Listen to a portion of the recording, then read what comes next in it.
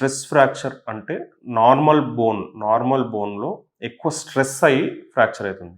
Pathological fracture అంటే abnormal బోన్‌లో నార్మల్‌గానే ఉండంగానే నార్మల్ స్ట్రెస్‌తోనే ఫ్రాక్చర్ అనేది అబ్నార్మల్ ఫ్రాక్చర్. పాథలాజికల్ ఫ్రాక్చర్ అంటాం.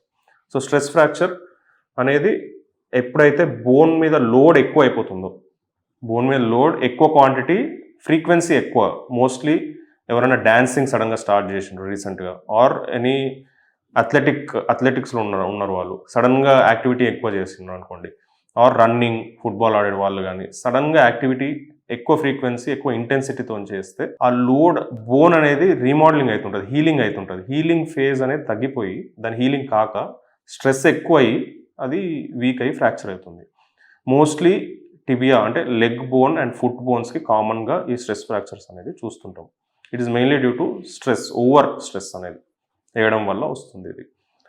ఎలా డయాగ్నోస్ ఎలా అంటే ఫ్రీక్వెంట్‌లీ వచ్చి చెప్తుంటారు. యాక్టివిటీ రీసెంట్‌గా స్టార్ట్ చేసినాము.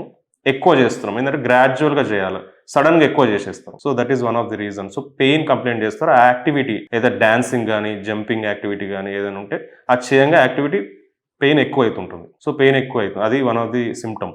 ఎక్స్‌రేలో మోస్ట్‌లీ ఎర్లీ స్టేజెస్‌లో ఏం తెలవదు మనకి. ఓన్లీ ఎంఆర్ఐలోనే డయాగ్నోస్ అవుతుంది. సో, ట్రీట్మెంట్ ఏం చేస్తామంటే వి గివ్ రెస్ట్. యాక్టివిటీ అనేది కొంచెం రెస్ట్ ఇచ్చేసి ఒక 3 weeks, 4 weeks then gradually we ask them to resume. ఏదైనా డాన్సింగ్ ఉన్న, రన్నింగ్ ఉన్న యాక్టివిటీ, అథ్లెటిక్ యాక్టివిటీ ఉన్న, మిలిటరీ రిక్రూట్స్ ఉంటారు. మిలిటరీలో రీసెంట్‌గా జాయిన్ అయ్యుంటారు. వాళ్ళకి సడెన్‌గా యాక్టివిటీ ఎక్కువైతుంది. సో, గ్రాడ్యుయల్‌గా ఇంక్రీజ్ చేయమని చెప్తాం.